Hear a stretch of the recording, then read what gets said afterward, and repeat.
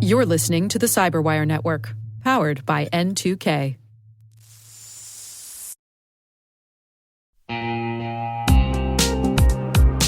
At Thales, they know cybersecurity can be tough and you can't protect everything. But with Thales, you can secure what matters most.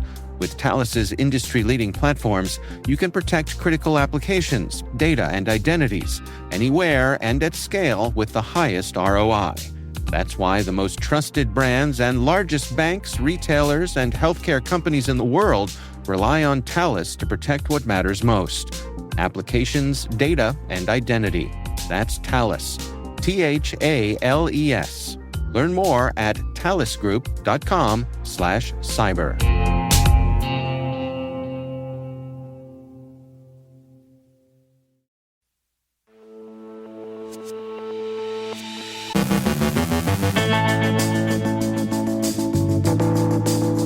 A Chinese state-sponsored group exploited enterprise devices in a global espionage effort.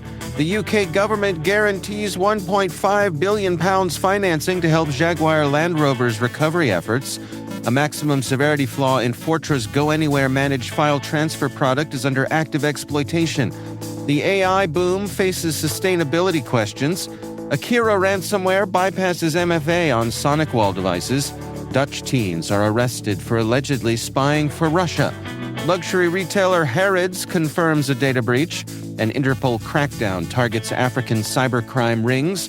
We got our Monday business briefing. Brandon Karpf joins us to discuss the cybersecurity ecosystem in Japan. And cyber crooks offer a BBC journalist an early retirement package.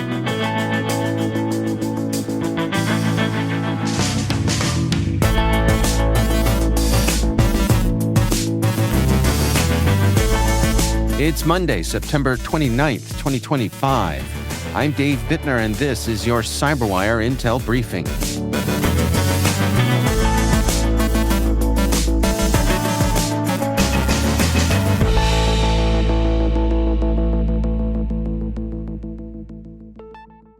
Thanks for joining us here today. Happy Monday. It's great to have you with us. A Chinese state-sponsored group known as Red November has carried out a sweeping espionage campaign from June 2024 through July of this year. The hackers targeted defense contractors, government agencies, and corporations worldwide, exploiting flaws in VPN appliances and firewalls faster than organizations could patch them. Researchers at Recorded Future documented breaches of at least 2 U.S. defense contractors, more than 30 Panamanian government agencies, and firms across Europe, Asia, and South America. Victims included aerospace manufacturers and law firms. Red November relied on publicly available tools like the Pantagana backdoor, Cobalt Strike, and SparkRat to maintain persistent access, sometimes for months at a time. The campaign highlights how quickly adversaries can weaponize newly disclosed vulnerabilities, underscoring the need for rapid patching and tighter monitoring of network infrastructure. The UK government will guarantee a £1.5 billion loan for Jaguar Land Rover after a cyber attack forced the automaker to halt production at plants in the UK, Slovakia, Brazil, and India. The attack disrupted supply chains, leaving some vendors unpaid and staff sent home. The 5-year loan, arranged through a commercial bank and backed by UK Export Finance, is intended to stabilize suppliers. Officials signaled that further government assistance for JLR and its network of 120,000 UK-linked jobs remains possible. Hackers are actively exploiting a maximum severity flaw in Fortra's Go Anywhere managed file transfer product. The deserialization vulnerability, located in the license servlet, allows attackers to inject commands remotely without authentication. Security firm Watchtower Labs reports credible evidence of exploitation as early as September 10th, 8 days before Fortra publicly disclosed the flaw. Attackers leverage the bug to achieve remote command execution, create backdoor accounts, and deploy secondary payloads, including a repurposed simple help binary for persistence. Researchers also observed privilege checking commands and attempts to enable lateral movement. Admins are urged to patch immediately, restrict internet exposure of the admin console, and review logs for suspicious entries. The current artificial intelligence boom may be unsustainable, according to new research from Deutsche Bank and Bain & Company. Deutsche warned that AI-related capital expenditure has become so large it is effectively keeping the U.S. out of recession. Without tech spending, the bank said, the economy would be near contraction. Bain, meanwhile, projected an $800 billion shortfall in revenues needed to sustain AI's demand for computing power by 2030, even factoring in efficiency gains. This wave of spending has distorted financial markets, with half of the S&P 500's gains this year tied to tech stocks. Analysts noted that growth is being driven not by AI's output, but by building the infrastructure to power it. Some warn the market is dangerously concentrated in the Magnificent Seven tech giants. Still, Goldman Sachs offered a more optimistic view, predicting significant long-term productivity gains once AI adoption matures.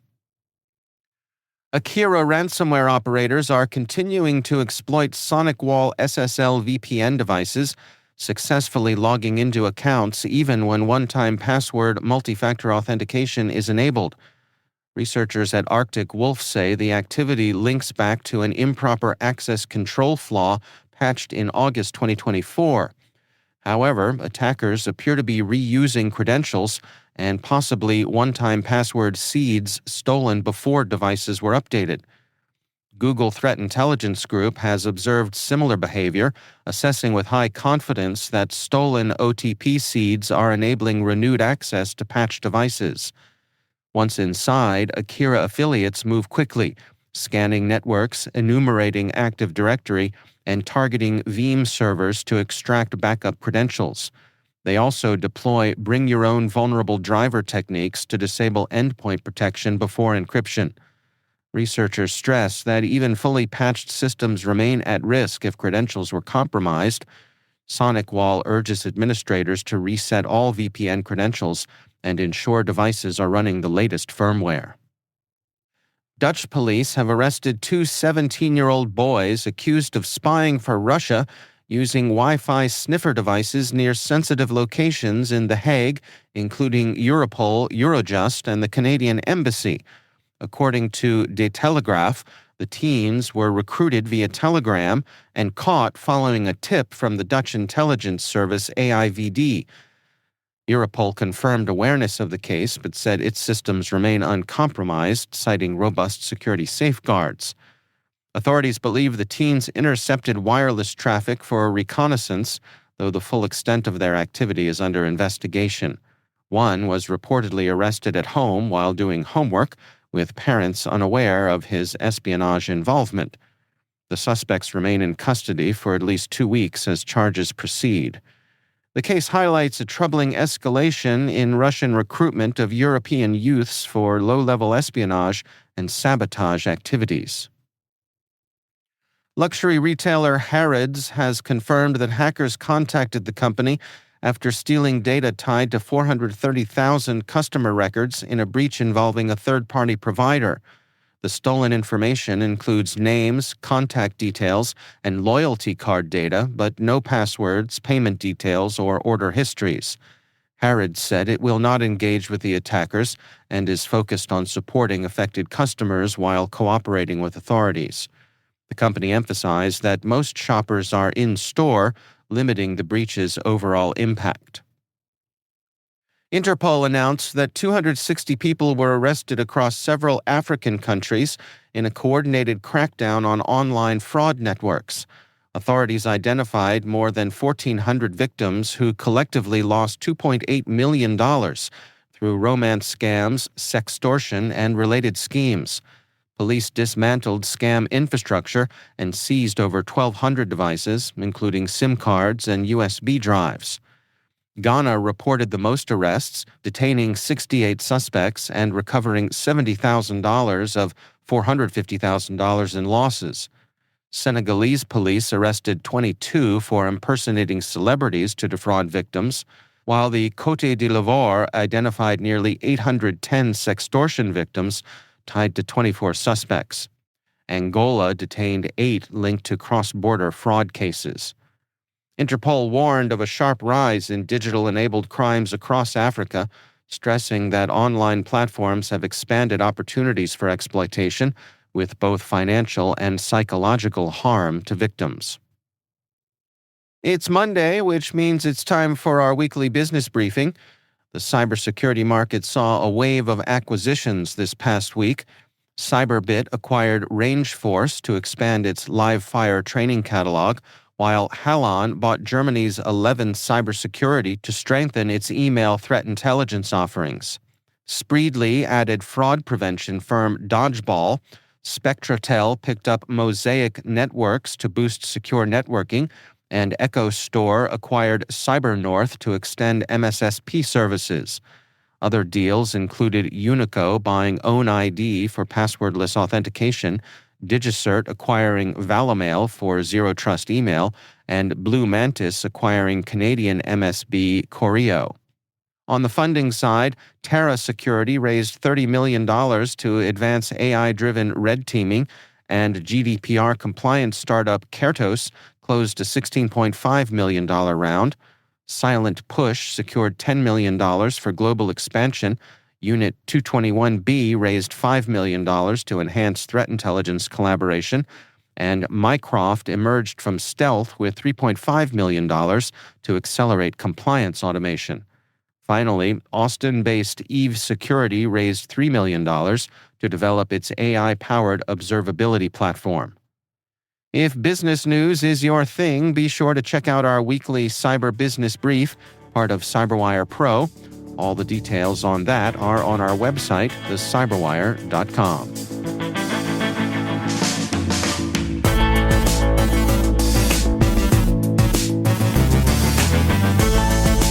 Coming up after the break, Brandon Karp joins us to discuss the cybersecurity ecosystem in Japan, and cyber crooks offer a BBC journalist an early retirement package. Stay with us.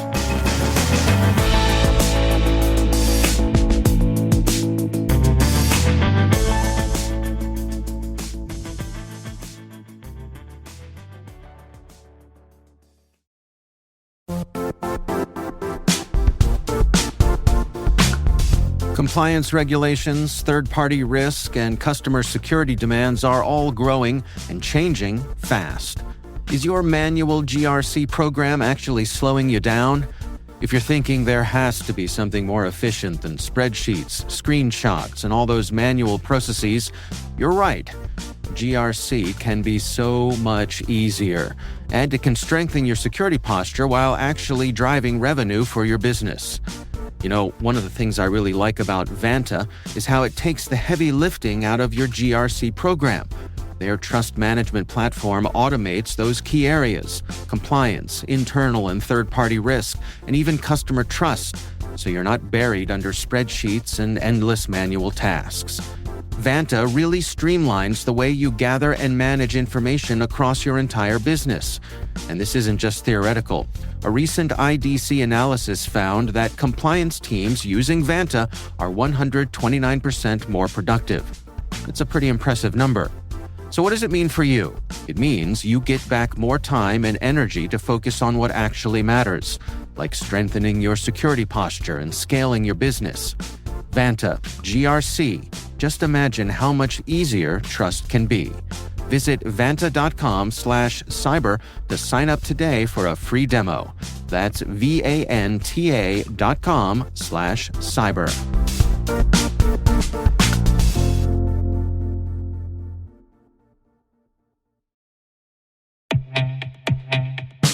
AI adoption is exploding, and security teams are under pressure to keep up. That's why the industry is coming together at the DataSec AI Conference, the premier event for cybersecurity data and AI leaders, hosted by data security leader Sierra. Built for the industry, by the industry, this two-day conference is where real-world insights and bold solutions take center stage. DataSec AI 25 is happening November 12th and 13th in Dallas. There's no cost to attend. Just bring your perspective and join the conversation. Register now at datasecai2025.com/CyberWire.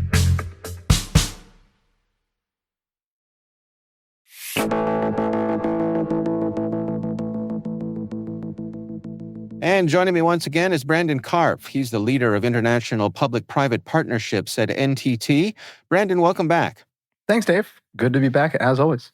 So, interesting article that came by. I wanted to check in with you on as a former sailor, Naval Academy grad. And wannabe pirate, I will say. And wannabe pirate, absolutely. I mean, what Naval Academy grad doesn't have that aspiration? You know, it's the only reason I went to the Naval Academy, is I wanted to be a pirate. I understand. Your parents must be proud.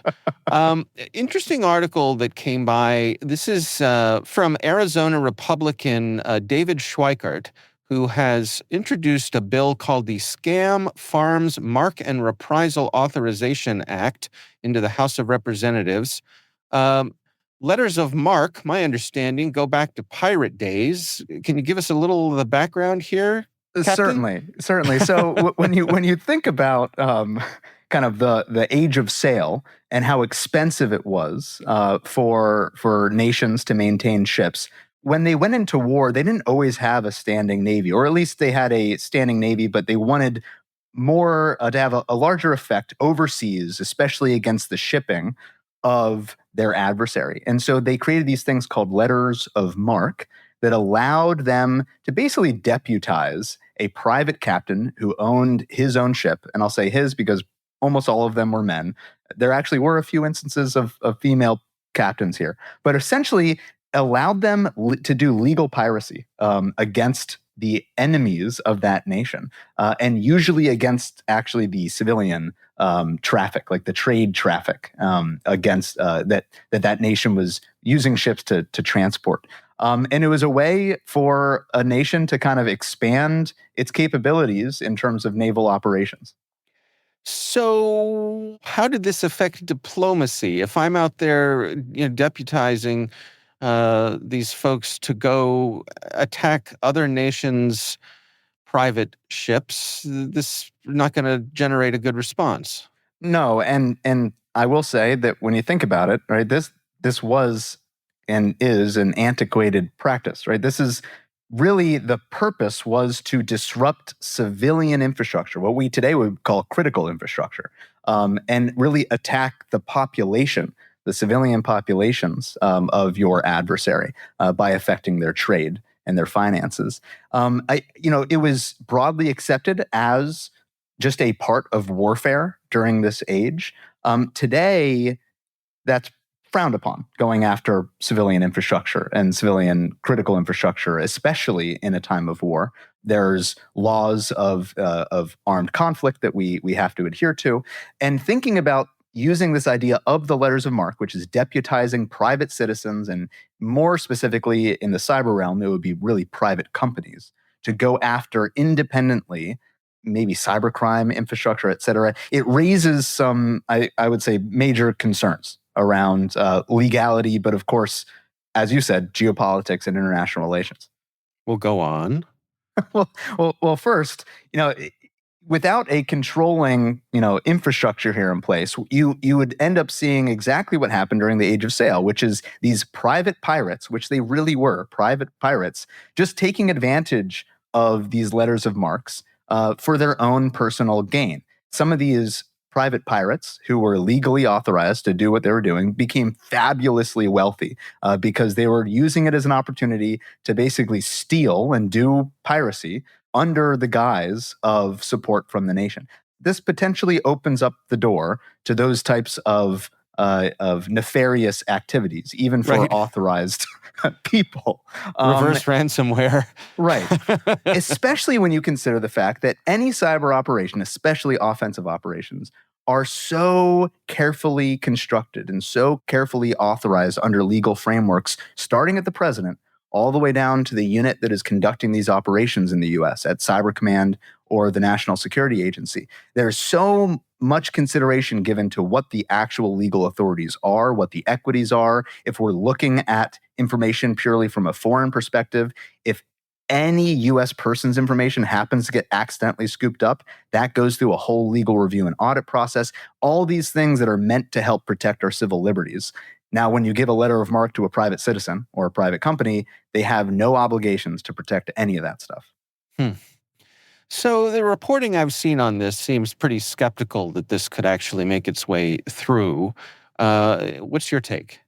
I, in general, would say, yeah, this has been talked about for at least a decade. We've seen articles talking about letters of marque for cyber operations, usually closely or within the same breath mentioned with hack back, which is authorizing companies to offensively hack against foreign nations and adversaries, both broadly seen in the cybersecurity community and the policy world as bad ideas for a number of reasons that I've mentioned. There are others, of course.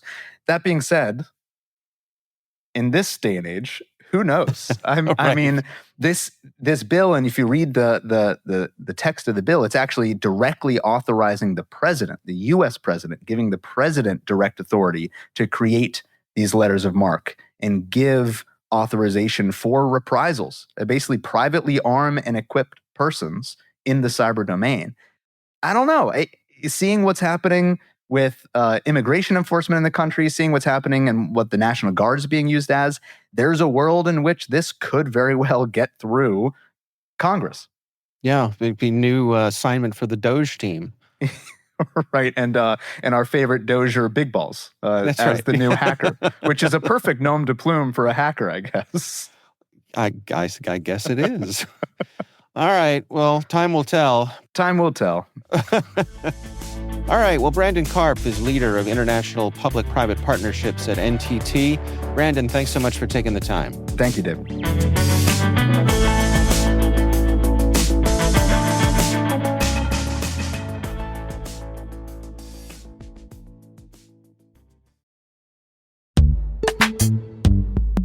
Think your certificate security is covered? By March 2026, TLS certificate lifespans will be cut in half, meaning double today's renewals. And in 2029, certificates will expire every 47 days, demanding between 8 and 12 times the renewal volume. That's exponential complexity, operational workload, and risk. Unless you modernize your strategy. CyberArk, proven in identity security, is your partner in certificate security. CyberArk simplifies lifecycle management with visibility, automation, and control at scale. Master the 47-day shift with CyberArk. Scan for vulnerabilities, streamline operations, scale security. Visit cyberark.com/47day. That's cyberark.com/47day.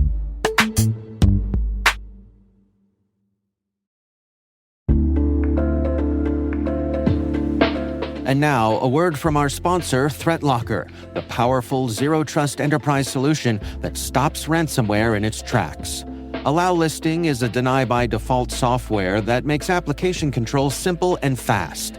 Ring fencing is an application containment strategy, ensuring apps can only access the files, registry keys, network resources, and other applications they truly need to function.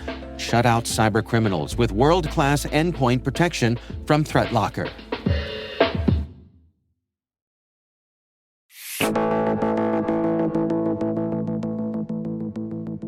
And finally, BBC cyber correspondent Joe Tidy got a first-hand lesson in insider threat recruitment when a hacker calling himself Syndicate slid into his Signal inbox with a tempting pitch. Hand over BBC credentials, get a cut of a multi-million-dollar ransom. The offer started at 15%, then sweetened to 25% and promises of early retirement. The hackers, tied to ransomware group Medusa, even offered a trust payment in Bitcoin, because nothing says reliable business partner like cybercriminals promising not to scam you. When Tidy stalled, the charm offensive shifted to harassment, with a barrage of MFA pop-ups flooding his phone. Ultimately, Tidy walked away with no beachside villa, but a hard reset from BBC security. The crooks vanished, account deleted, as if ghosting was part of their benefits package. His takeaway: insider recruitment isn't theoretical, it's happening, and it can come knocking in your DMs.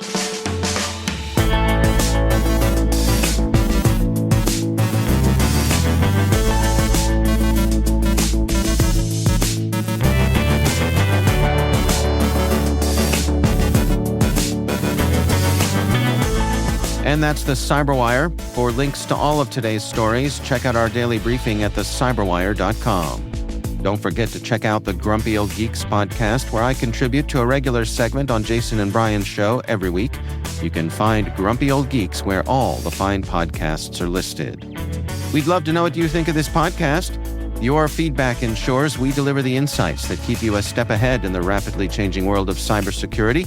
If you like our show, please share a rating and review in your favorite podcast app. Please also fill out the survey in the show notes or send an email to cyberwire@n2k.com. N2K's senior producer is Alice Carruth. Our CyberWire producer is Liz Stokes. We're mixed by Trey Hester with original music by Elliot Peltzman. Our executive producer is Jennifer Iben. Peter Kilpie is our publisher, and I'm Dave Bittner. Thanks for listening. We'll see you back here tomorrow.